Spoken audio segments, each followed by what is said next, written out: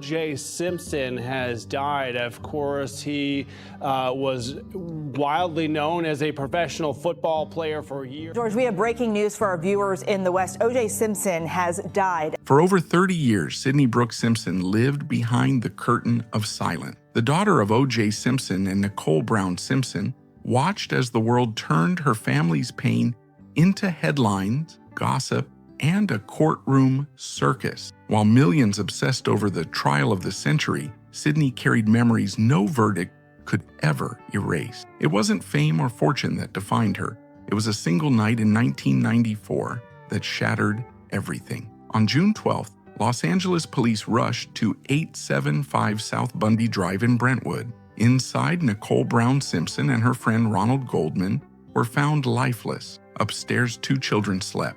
One of them was 8-year-old Sydney Brooke Simpson. To the world, it was a crime scene. To Sydney, it was the moment her life split in two, before and after. The case exploded into a global obsession. Cameras swarmed the streets, reporters hunted every rumor, and her father, once America's most adored football star, became the accused. As the white Ford Bronco sped down the freeway, Sydney was hidden away, too young to grasp it all, but old enough to feel the fear no one dared to ask about. Years later, in a private 2024 statement, Sydney revealed haunting memories, heavy footsteps, a crash, a scream, then silent. She remembered seeing a large male figure with blood on his hands near the backyard doorway. At just 8 years old, she couldn't understand it, but years later she admitted, "I knew it from that day on." When detectives questioned her in 1994, lawyers and relatives stepped in to protect her. No one wanted a child to carry the weight of a nation's nightmare.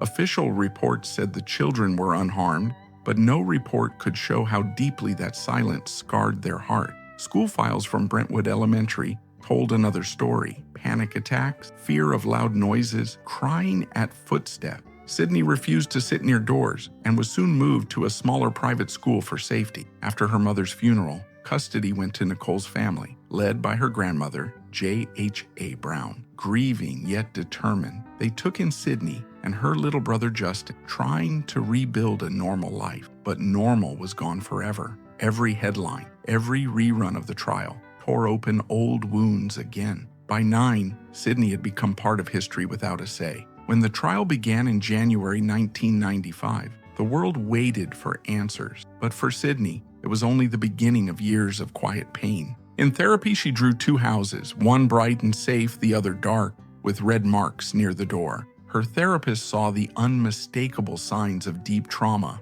The family shut out the media completely. No interviews, no cameras, no photos. The Browns knew any exposure would turn the children into headlines, not human. Then came October 3rd, 1995.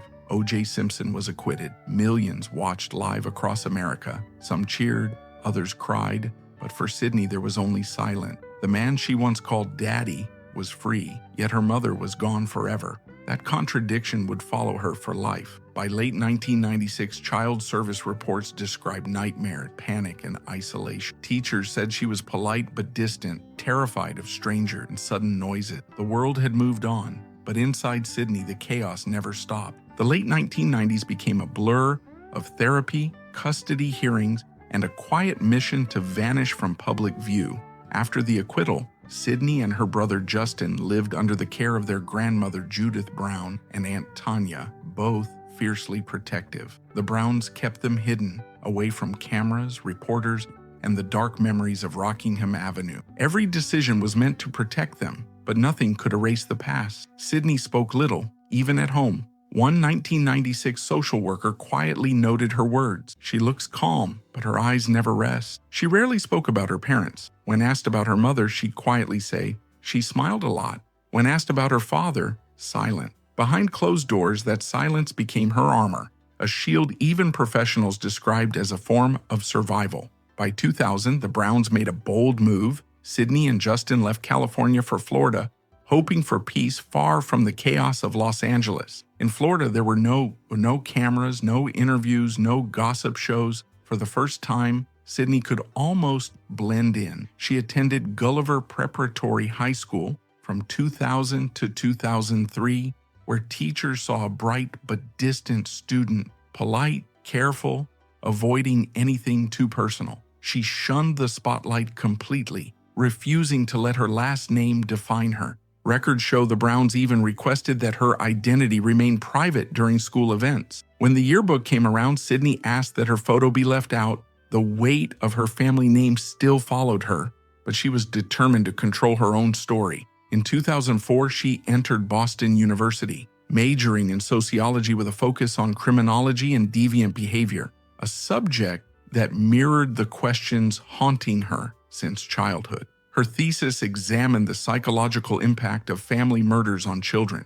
Though she never mentioned her own past, professors admired her precision, empathy, and quiet strength that spoke louder than words. She was, in a way, studying herself, without ever saying it aloud. College brought a taste of freedom, but her boundaries stayed firm. No family talk, no questions about the past, no media attention. She avoided campus groups, skipped interviews, and kept to herself. Privacy wasn't just her choice, it was her shield. After graduating in 2008, Sydney took a quiet job at a nonprofit in Atlanta, helping children affected by domestic violence. For 14 months, she worked as a case coordinator, guiding kids through trauma that echoed her own, though they never knew. Supervisors described her as reserved, deeply empathetic, and remarkably devoted. During this time, Sydney began writing private notes, memories sealed away for years. Some later surfaced in court documents, exposing her lifelong struggle to separate the father she remembered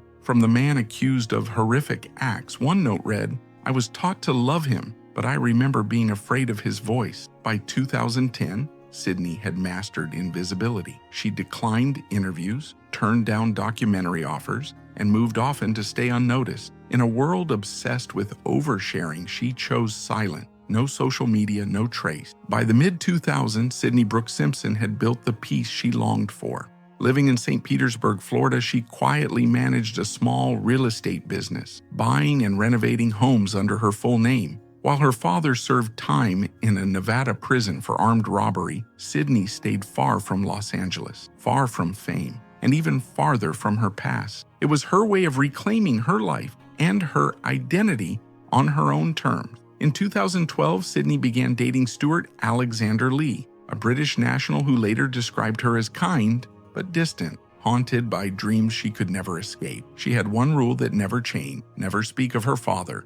When O.J. Simpson was released on parole in 2017, Sydney stayed completely silent. No hearings, no interviews, no statements, nothing. But in 2019, she agreed to see him one final time. The meeting was short and tense, thick with unspoken word. O.J. handed her a copy of If I Did It and told her, "You should read it. You'll understand me." Later, Sydney wrote, "He didn't have to say it. The way he looked at me, I knew that was our last goodbye." She walked away and never looked back. Soon after, she formally rejected any inheritance tied to her father's estate, her quiet way of cutting the final thread. On April 10, 2024, O.J. Simpson passed away in Las Vegas at age 76 from complications of metastatic prostate cancer. The family released a short, respectful statement asking for privacy, but Sydney had already found her closure long before the world saw the news. By the time her father grew gravely ill, she hadn't spoken to him in years, except for one brief visit in late 2023, just months before his death. Hospital staff and witnesses described their final encounter, stripped of any reconciliation. O.J. lay weak, barely conscious. Standing at the foot of his bed, Sydney quietly told an aide,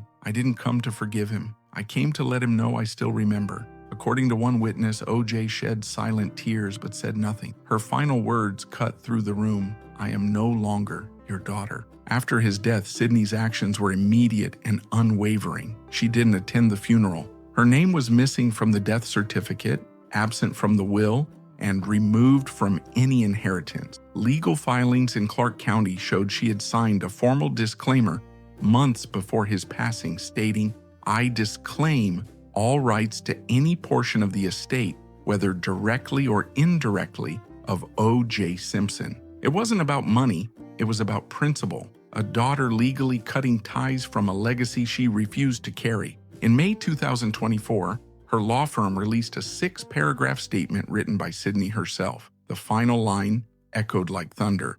I retain the right to choose what memory will survive in my life. I choose to keep my mother. That single sentence said it all, louder than any verdict or headline. For decades, the world argued over OJ's guilt or innocence. But for the little girl who lived in that house, who saw what no child should ever see, there had never been any doubt. She carried the truth in silence, and finally, she claimed it as her own. When Sydney spoke, it wasn't to cameras or reporters. Her voice came through the calm, deliberate language of the law. There were no interviews, no press moments, no emotional speeches. Her truth arrived through signed refusals, legal withdrawals, and quiet absence. Every document a message louder than words. Each action was its own confession. She had seen, she had known, and she had chosen to live free from her father's shadow. In the months after OJ's death, the media tried endlessly to reach her. None succeeded. Her representatives gave a single, unshakable reply. Ms. Simpson will not participate in any public discussions related to Mr. Simpson's passing. But the truth was already visible, written not in headlines, but in her choices. Internal estate records from May 2024 confirmed that Sydney had renounced every asset connected to her father, even hidden trusts and old joint investments from the early 2000s. Her decision was final and fierce. In a private addendum, she wrote, "I cannot accept anything that has my mother's blood on it." To her, this wasn't just legal, it was moral. This wasn't rejection, it was liberation. For 3 decades, Sydney Brooke Simpson had been the silent child of one of the world's most infamous tragedies until she turned silence into her power. One document turned Sydney's silence into truth, and for the first time since 1994, she was free. Not from the past itself, but from the heavy shadow it left behind. From those ashes, she built something entirely her own. After her father's death, Sydney Brooke Simpson didn't disappear. She simply kept building the life she'd already started. By 2020, she became the majority owner and CEO of JMI, a real estate company based in St. Petersburg, Florida. Every deed, every signature carried her full legal name. No initials, no pseudonyms, and absolutely no trace of her father. It was her quiet declaration of independence. Financial records from 2021 showed her company thriving, valued at over $3 million with zero debt and steady growth. Every detail was handled through law firms and independent accountants. Total privacy, total control. The 3 things she never had as a child, she finally claimed as an adult. Outside of a business, Sydney found something even more precious: peace. She married a private partner in 2020 and welcomed a daughter the following year. She named her after her mother's middle name, a quiet, heartfelt tribute to Nicole Brown Simpson. Friends describe her as calm but cautious, fiercely protective of her peace and quietly devoted to family. She gives generous funding programs for orphans and survivors of domestic violence, always anonymous. No interviews, no social media, no speeches, just quiet action and paper trails proving she built a life completely apart from the one that shattered her childhood. Sydney Brooke Simpson's story shows that even after the loudest storms, peace can be found in silence. She never sought revenge or fame, only freedom and closure. And now the question is yours. Would you have had the strength to walk away from everything and rebuild your life the way she did? Don't forget to like, share, comment, and subscribe. And I'll see you in the next one.